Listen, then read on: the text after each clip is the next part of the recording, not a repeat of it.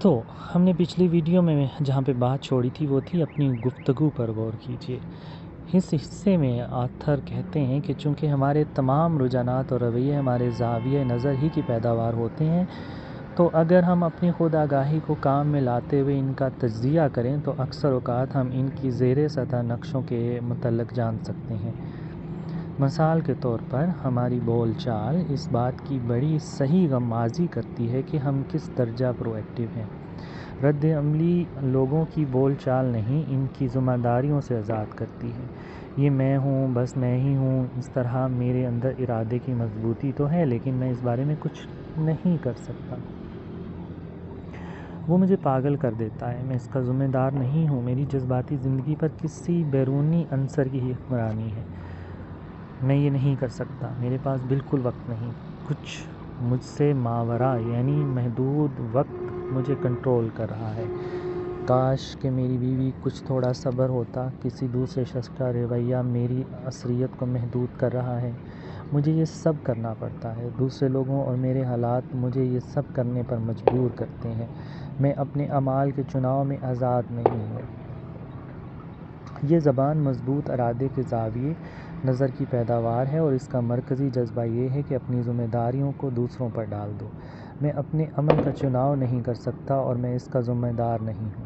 ایک مرتبہ میرے ایک طالب علم نے مجھ سے کہا کہ کیا آپ مجھے کلاس سے چھٹی دے سکتے ہیں؟ دراصل مجھے ٹینس کھیلنے کے لیے جانا پڑ رہا ہے یا تم جانا چاہتے ہو؟ میں نے کہا حقیقتاً مجھے جانا پڑ رہا ہے۔ وہ جوش سے بولا اگر تم نہ جاؤ تو کیا ہوگا؟ وہ مجھے ٹیم سے باہر نکال پھینکیں گے۔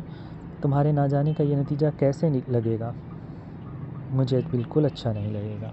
دوسرے لفظوں میں تم نے جانے کا فیصلہ اس لیے کیا ہے کہ تم اس کے نتیجے میں ٹیم میں رہنا چاہتے ہو۔ اگر تم میری کلاس چھوڑ دو گے تو کیا ہوگا؟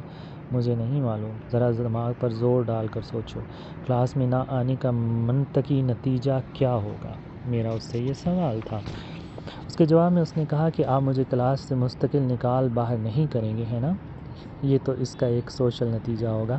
کس قدر مصنوعی! اگر تم ٹینس ٹیم میں شرکت نہیں کرو گے تو پھر کھیل نہیں سکو گے، اس کا قدرتی نتیجہ ہے۔ لیکن ذرا سوچو کہ اگر تم کلاس میں نہیں آؤ گے تو اس کا قدرتی نتیجہ کیا ہوگا؟ میرا خیال ہے کہ میں اپنے اسباق میں پیچھے رہ جاؤں گا۔ بالکل درست، لہٰذا اب تمہیں اس نتیجہ کو دوسرے نتیجے کے سامنے رکھ کر پرکھنا چاہیے اور پھر فیصلہ کرنا چاہیے۔ مجھے یہ معلوم ہے کہ اگر تم یا میں تمہاری جگہ ہوتا تو یقیناً ٹینس کھیلنے کے لیے جاتا، لیکن کبھی مت کہو کہ تمہیں فلاں کام کرنا پڑ رہا ہے۔ میرا فیصلہ ہے کہ میں ٹینس کے لیے جانا چاہتا ہوں، وہ آہستگی کے ساتھ بولا، اور میں اپنی کلاس چھوڑ دوں گا، میں نے مذاقاً کہا۔ رد عملی زبان کا ایک سنجیدہ مسئلہ یہ ہے کہ آپ خود اس پر یقین کرنے لگ جاتے ہیں اور آپ اس کی ڈھال بن جاتے ہیں۔ لوگ اپنے اس زاویہ نظر پر یقین ہو جاتے ہیں کہ ان کے لیے سب کچھ طے شدہ ہے اور اپنے اس یقین کے لیے وہ ثبوت بھی مہیا کر دیتے ہیں۔ وہ زیادہ سے زیادہ یہ محسوس کرتے ہیں کہ وہ سب مصائب کا نشانہ ہیں اور ان کے کنٹرول میں کوئی چیز نہیں ہے، اور نہ ان کا اپنی زندگی پر کوئی اختیار ہے اور نہ اپنی قسمت پر۔ وہ اپنی حالت زار کے لیے بیرونی طاقتوں پر الزام تراشی کرتے ہیں، کبھی لوگ، کبھی صلاحیت اور کبھی تو قسمت کے ستارے۔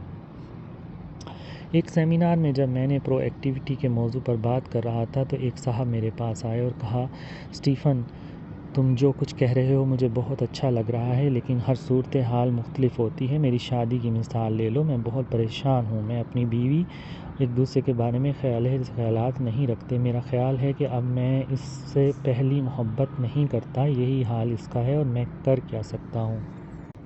تمہارے درمیان محبت کا احساس بالکل ہی مفقود ہو چکا ہے؟ میں نے پوچھا۔ بلکہ ختم ہو چکا ہے، وہ یقین سے بولا، اور تمہارے 3 بچے ہیں اور ہم ان کے بارے میں بہت پریشان ہیں۔ تمہارا کیا مشورہ ہے؟ اپنی بیوی سے محبت کرو، میں نے جواب دیا۔ میں نے تمہیں بتایا تو ہے ہمارے درمیان محبت کا کوئی احساس نہیں رہا ہے۔ اپنی بیوی سے محبت کرو؟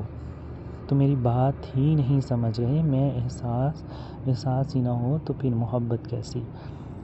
پھر اپنی بیوی سے محبت کرو، اگر یہ احساس ختم ہو گیا تو پھر تو یہ بہت بڑی وجہ ہے اس سے محبت کرنے کی۔ لیکن آپ محبت کیسے کر سکتے ہیں جب آپ محبت ہی نہ کرتے ہوں؟ میرے دوست، محبت ایک فعل ہے اور محبت کا احساس اس فعل کا نتیجہ ہے، لہٰذا اس سے محبت کرو، اس کی خدمت کرو، قربانی دو، اسے سنو وہ کیا کہتی ہے، اس طرح ہو کر سوچو اور سمجھو، اس کا اعتماد بحال کرو۔ کیا تم یہ سب کرنے کے لیے تیار ہو؟ دنیا کے تمام ترقی یافتہ معاشروں کے ادب عالیہ میں محبت کا لفظ ہمیشہ ایک فعل کے طور پر استعمال ہوا ہے۔ رد عملی لوگوں سے احساس بنا لینے کی وجہ بنتی ہے، کیونکہ وہ اپنے احساسات کے آسرے پر ہی چلتے ہیں۔ ہالی ووڈ کی فلمیں ہمیں ہمیشہ یہی یقین دلاتی ہیں ہماری کوئی ذمہ داری نہیں اور ہم محض اپنے احساسات ہیں، لیکن ہالی ووڈ کی فلمیں اصل حقیقت نہیں بتاتیں۔ اگر ہمارے احساسات ہی ہمارے عمل کو کنٹرول کر رہے ہیں تو صرف اس لیے کہ ہم خود اپنی ذمہ داری سے دستبردار ہو گئے ہیں اور ہم نے خود اپنے احساسات کو اپنا حاکم بنا لیا ہے۔ اس سے آگے سننے کے لیے جڑے رہیے، وہ ہم آپ کو نیکسٹ پارٹ میں بتائیں گے۔